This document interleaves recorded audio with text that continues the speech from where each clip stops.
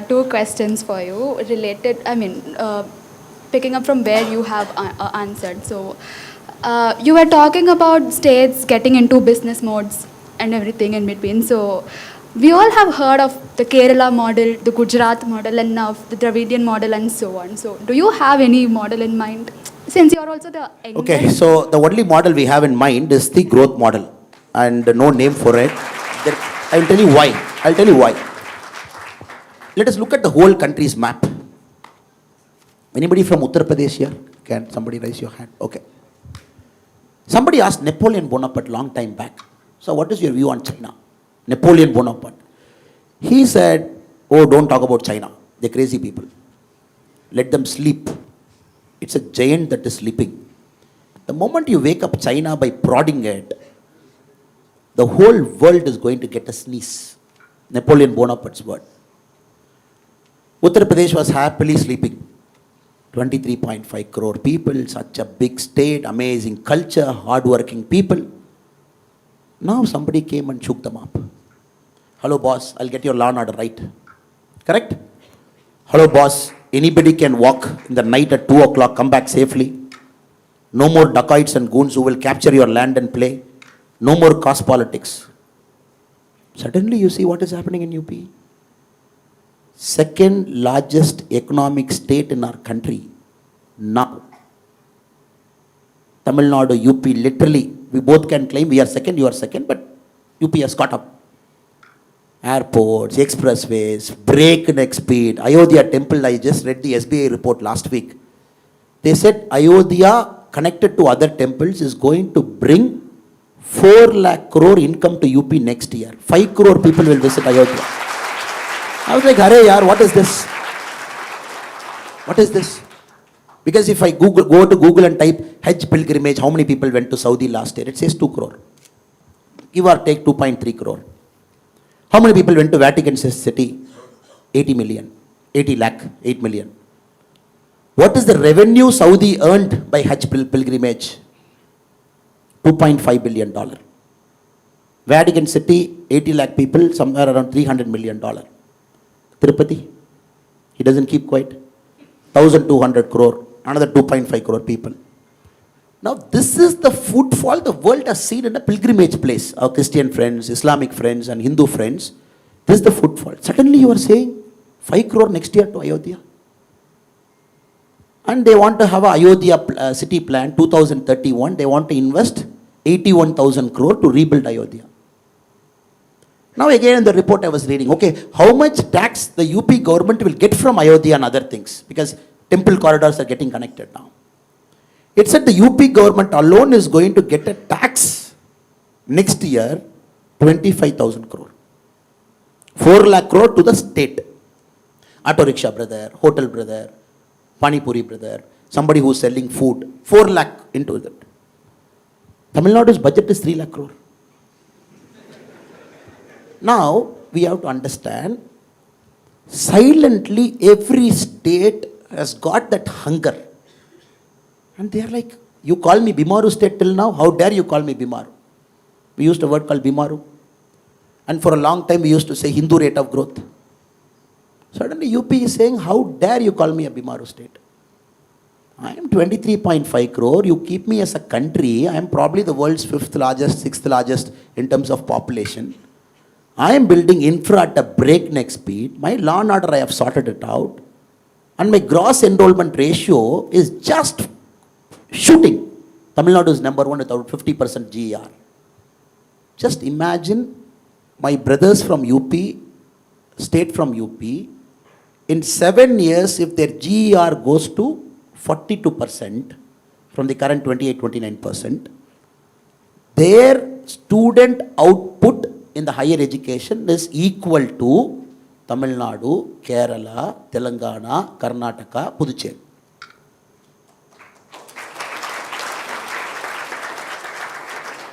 Disruption is just coming, it is just warming up. One good chief minister, coming, sitting, let us sort it out. Sabko theek karo. Keep the law and order and control. Go after them.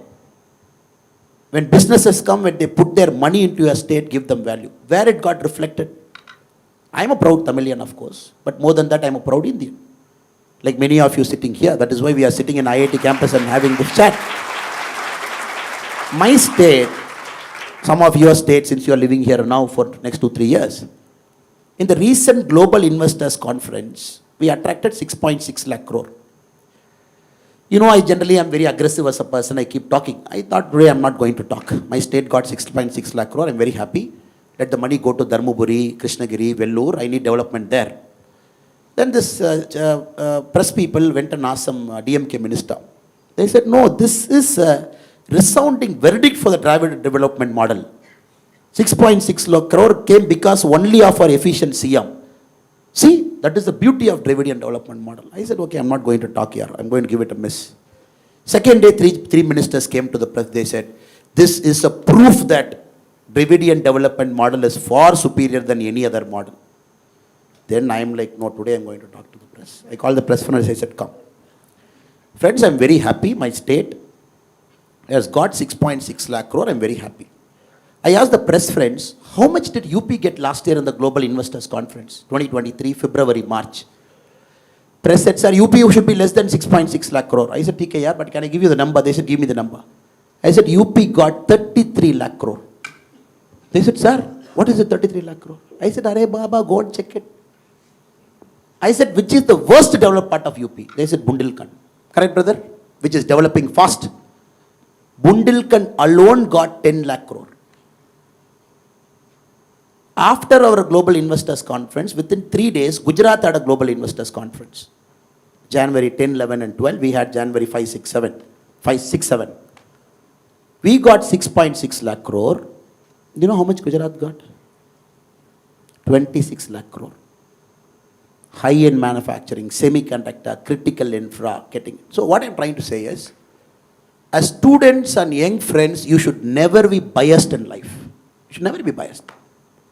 All people have the same goodwill, the same hard work, the same icha shakti. There's nobody in our country who is superior or inferior. It is that opportunity goes sometimes late to some part of the country. So now, serious disruption coming. You say, Vati coming? There is that movie. Now, serious disruption coming. Now I urge my friends from Tamil Nadu and the government to say, hello guys. Why are you talking of 1970 model, 1980, 1990 Dravidian model? Why can't we look at some future model? Can we get manufacturing? Can we get this? Can we get high-end? So what I'm trying to answer is, no model is going to sustain the fancy names. It is a pro-business government. Still we have to do more. We have to get our labor reforms right. FDIs, we have to get it right. We have to get our regulations right. And a state like UP, 23.5 crore people. I said gross enrollment hitting 42 in a matter of 7 years. The number of students who come out is going to be equal to 4 southern states. I was also giving a statistics. The number of medical colleges, what UP had till 2017, I think literally they have tripled in the last 5 years. Tripled medical colleges. Everything tripled 4 times, 5 times. So, you are getting into a very beautiful world, which is reshaping the whole Indian politics. And every state is aspiring. Now, you have to imagine, 5 states of our country contribute 50% of India's economy. Maharashtra, anybody from here? Maharashtra friends, number 1. You are Maharashtra, number 1. Now, UP, Tamil Nadu, both of us are fighting. You are 2, I am 2, I just overtake you after 50 years. Whichever it is, 2 and 3, UP, Tamil Nadu, UP. Bengal, Karnataka, 4, 5. This is the traditional system now. So they contribute 50% of India's GDP. The rest of the states, they contribute 50%. Now, India has to grow everywhere. And that is why Prime Minister says, one district, one product. And all of you aspire to be a $1 trillion. Haryana might say, no, I have lesser population. How can I compete with Tamil Nadu and Maharashtra? Then you show them Hong Kong and New York City and Shanghai and everything. Less city, do something different and grow. Population doesn't matter. So, I am not believing in models. Neither you should believe in models. Let us believe in good governance. Good governance which enables people to do better so that they realize their God-given potential to the fullest. So, continuing on what you have said, sir, Tamil Nadu as a state has. Put people to sleep already? No. I guess not. So, Tamil Nadu as a state has contributed in a large scale to nation building, but yet the state is at times seen as an outlier to national politics. What, according to you, is the strength of Tamil Nadu? Why do you think this perception exists in the first place, and how do you think the center and state should work effectively to foster development? It's a very important question and a very deep question.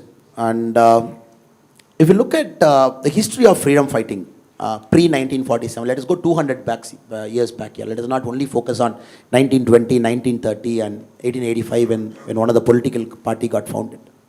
If you go 200 years back, 250 years back, the fight in the Vellore fort, if you go there, the Pulithevan, the Veeramandiya Kattabomman, Veeranachiyar, if you go very deep, very behind, fighting against East India Company, resisting, not giving taxation, maybe the later end of Mughals, then probably when the British crown came inside fighting with them, I don't think any other state can compete with Tamil Nadu in those times when the resistance was the fiercest here. Very fierce.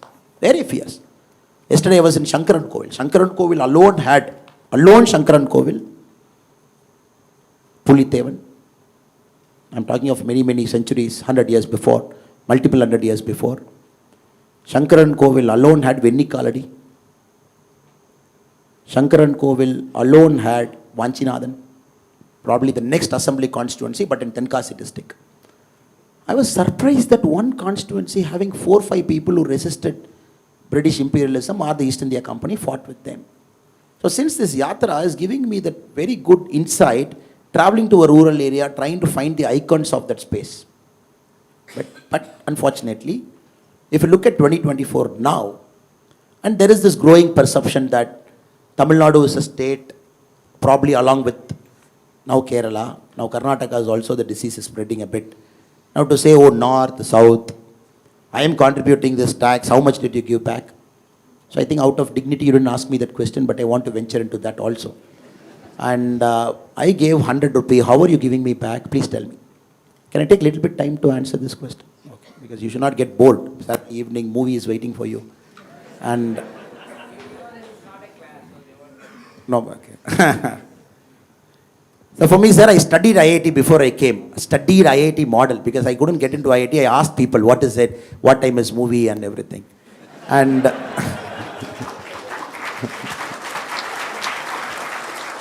sir, now we are getting into a very dangerous argument, probably in the run-up to the 2024 parliament elections of South, North, and taxation, contribution, how much did you give me back?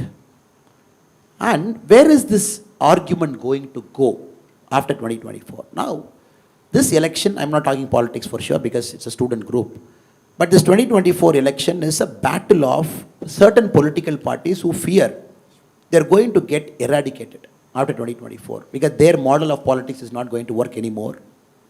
And other political parties who believe, oh, we are in the upswing, let us consolidate. That is the fight that is happening now, 2024 and up. Now the argument has come back, the main argument. You see chief ministers going to Delhi and protesting.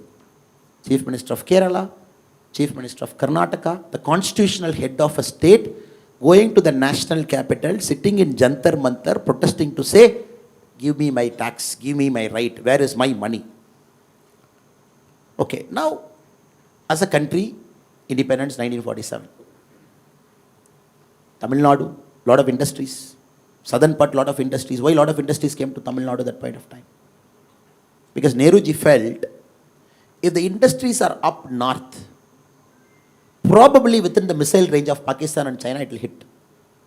So some of the industries, the critical industries of DRDO were consciously shifted south, Hyderabad and Bangalore and Chennai, because we didn't want to get into the missile reach capability of the neighboring countries. We wanted to save those critical infra because you had two enemies on two sides of the border. That many industries were pushed in south, encouraged, start. Then probably my Tamil friends, my Tamil ancestors asked them, sir, but the coal is in Bihar, the coal is in Jharkhand, but my industry, thermal power plant is here. If I take a coal from Bihar, put it in a train, bring it to Tamil Nadu, it is so costly for me. But if an industry near Madhya Pradesh, right next to it, but he will get coal because coal decides the price of the energy. But he will be cheaper. How will I survive in the competitive environment?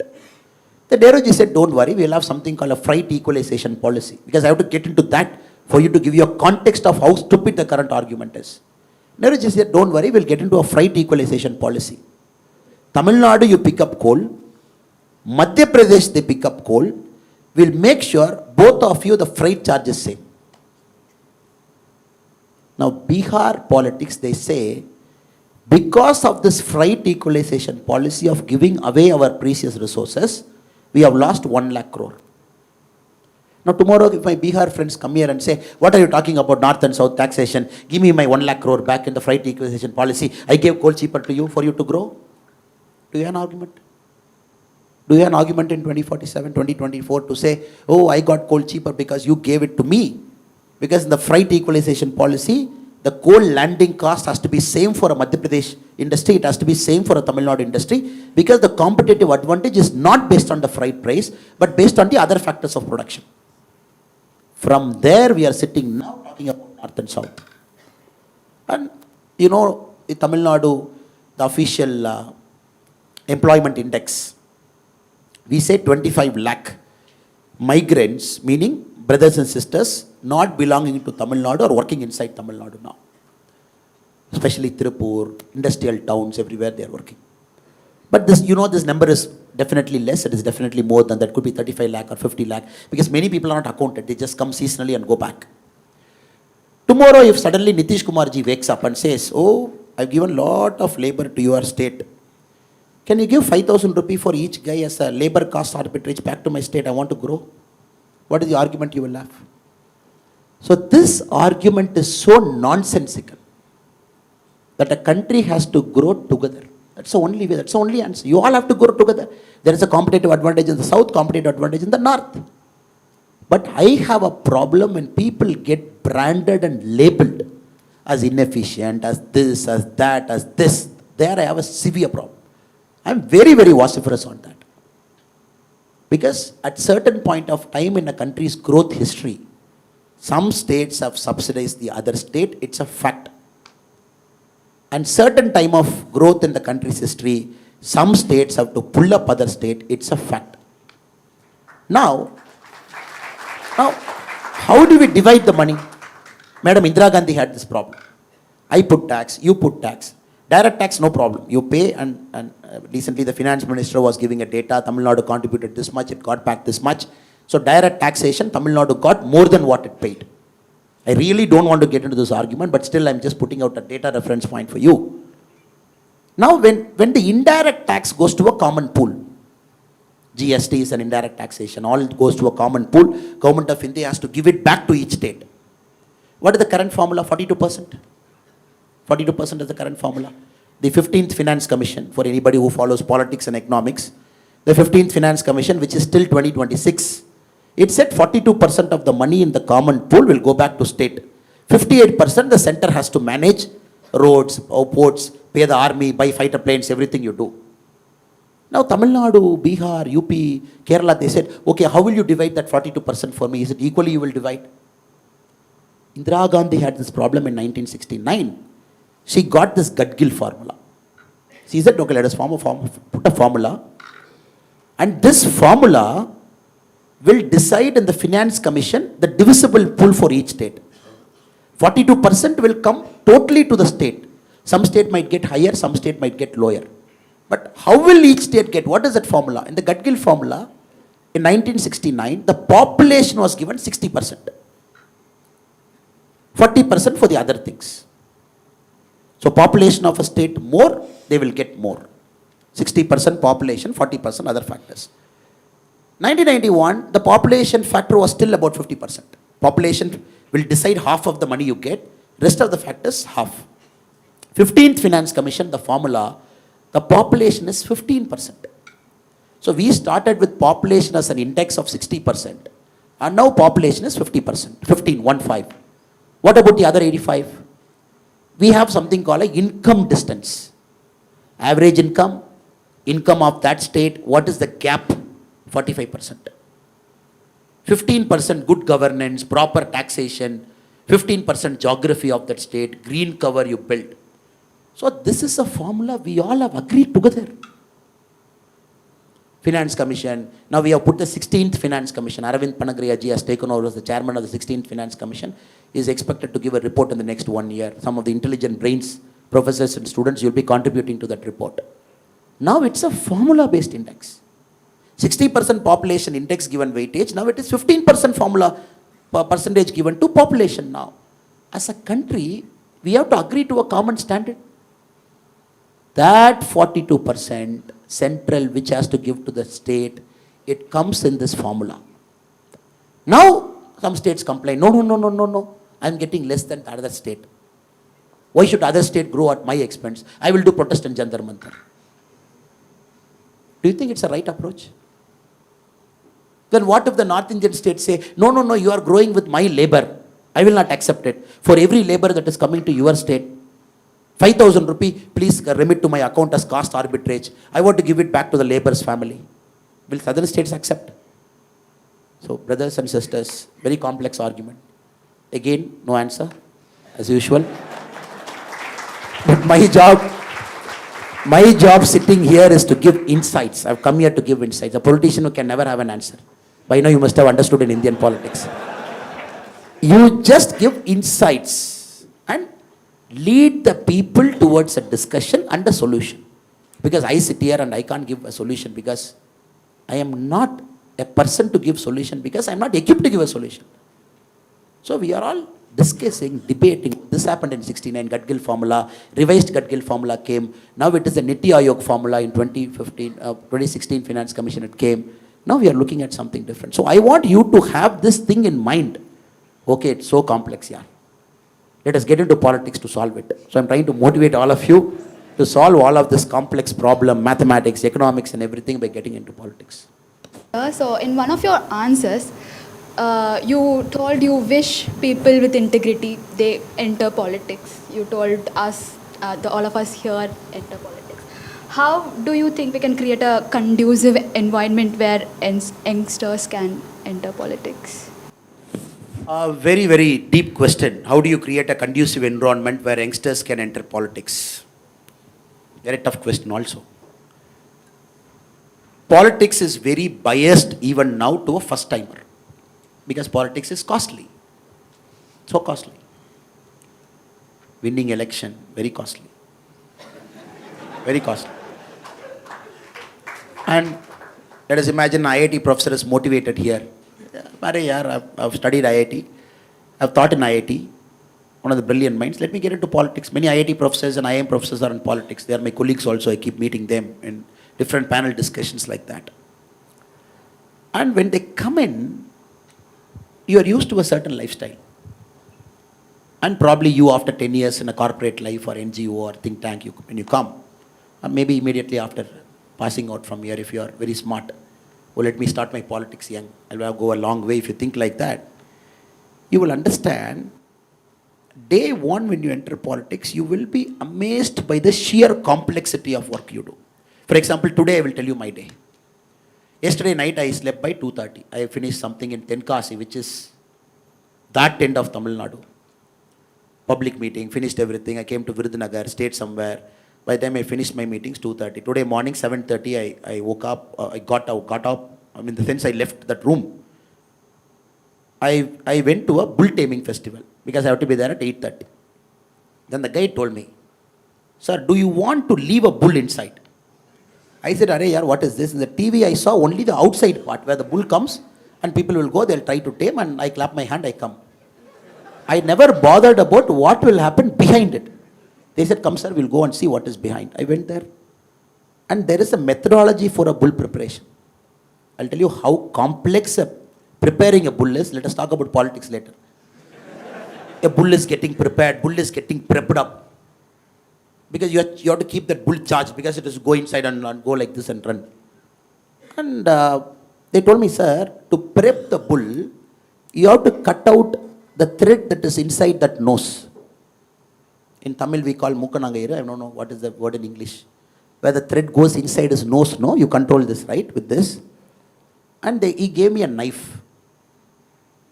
Don't worry, it is not that small knife, it is a big knife where there was a bamboo pole to it. So the bull is standing down, what you call the Vadi Vasal.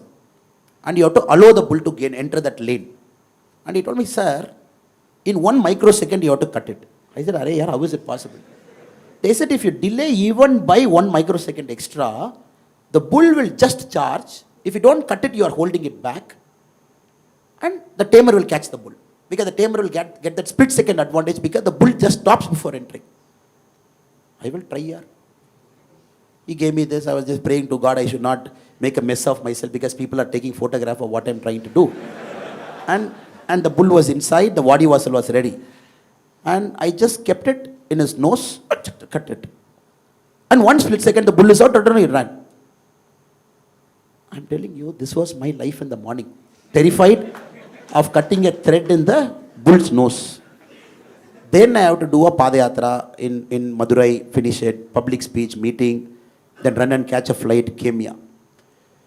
The sheer complexity of politics will overwhelm you. You are sitting in IIT Chennai today, breast minds in the morning, in the evening. In the morning, try to cut that bull's nose, that thread. So this is the spectrum you have to operate. So I would say, forget about other things like money and first let us imagine, will this life suit you? Complexity, abuses, or positive, fighting, social media, people write bad things about you, good things about you. So that is why politics is an entirely different field.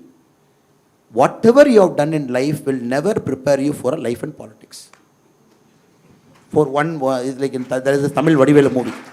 The first 1 year in politics, you are like, who punched me, who punched me, who punched me? You're like, everybody will be punching you. You are like fish out of water. The two guys like you and me are trained to use the right side of the brain more. Logic, reasoning. I hope it is right side, not the left side, sir. Left side. Logic and reasoning and A plus B is equal to this. Why it is not C? Then it will take 10 years for us to understand, Arey yaar, politics is chemistry, not arithmetic.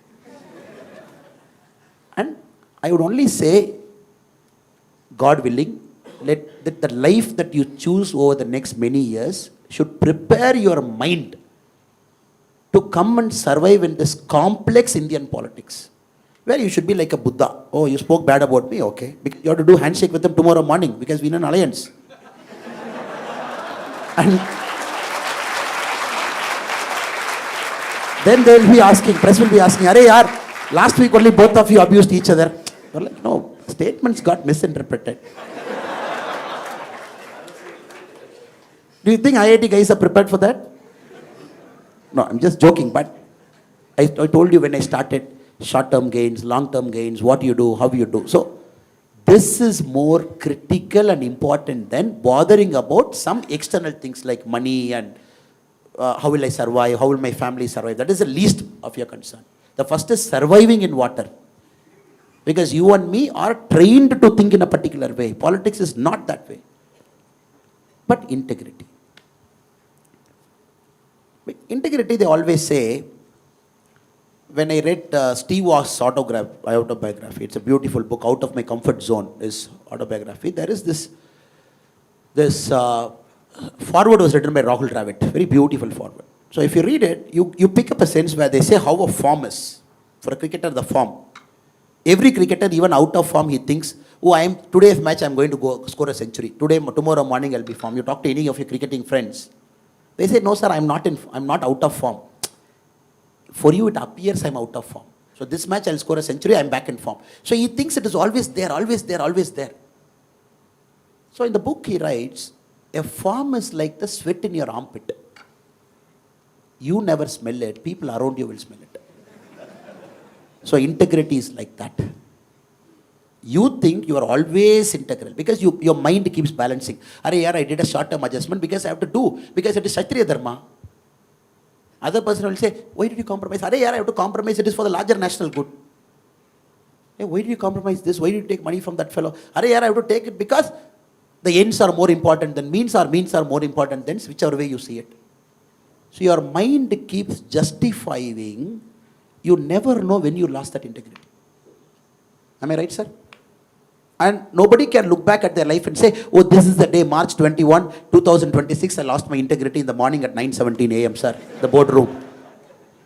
And nobody in their life till they get caught. Look at some of the biggest startups in the country, the valuation they had, which was a beacon of inspiration to us. The board meeting to kick the CEO out, CEO was sitting in some part of the world saying that this is not right. You see where it takes you as a country. Startups failing. I am somebody who is really bothered when startups fail. Startups fail because of integrity issues. It makes me very sad as a person, as an Indian citizen. Startups can fail, sir. It is okay, sir. We'll make, second startup will make him to win. We'll make the sister to win. Failing because of market condition, we are a $4 trillion economy, sir. We will not give two hoots for a startup failing because of market condition. We will make sure we support you. We'll make you a $1 billion company. India is big now. We are not some old company where a startups fail. We will pump you out and bring. But when you fail because of integrity, it makes us sad. And you are collapsing the ecosystem around you. You are taking billions of investors' wealth. And an investor thinks twice before putting money in Indian startup. So integrity is something, sir, a honest assessment. You never know when you lost it. So my suggestion to you is, then how do you keep check of your integrity? Keep your school friends and college friends with you, however big you are. Don't keep your colleagues with you. That is okay with the chai and coffee, and it's okay. But your school friends and college friends who have seen you as a raw person with zero ego, they should tell you, Hare boss, there is some deviation I'm seeing. Your language is not good. And you are no more the same guy I saw you in 4th class. And this is the model I follow. When I go out, all my closest friends are my school and college. In the business room, it could be my colleagues. But this guys, very fearlessly, they will tell me, for other people, I am some state president, this guy, that guy.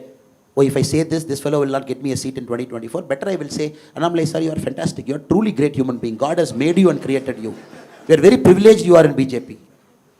But my school friend will say, I didn't like the way you talk. Why did you shout at him in the night?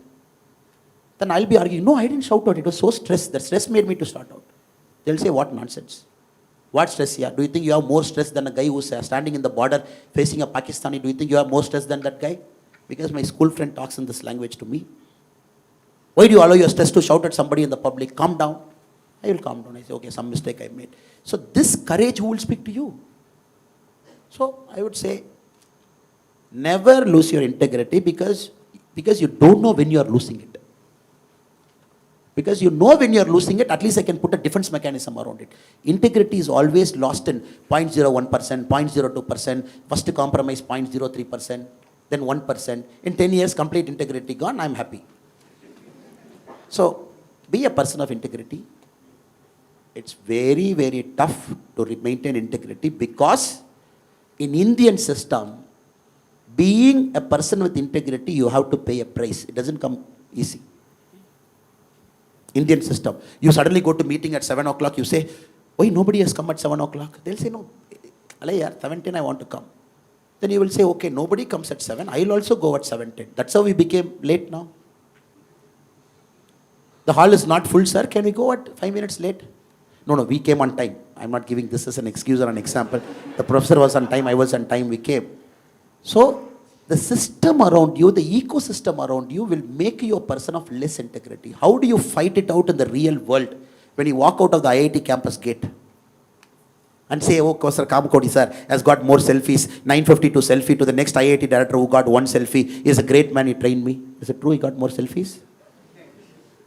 He got more selfies among the IIT directors? Is it true, sir?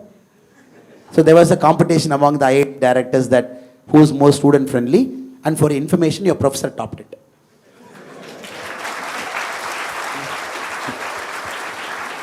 If I am correct, he got 992 selfie, the next IIT director got 1. Imagine that guy's plight. I am going to fail all of you this time. I am going to repeat all of you. You gave me 1 selfie. So he got 992. See, 992.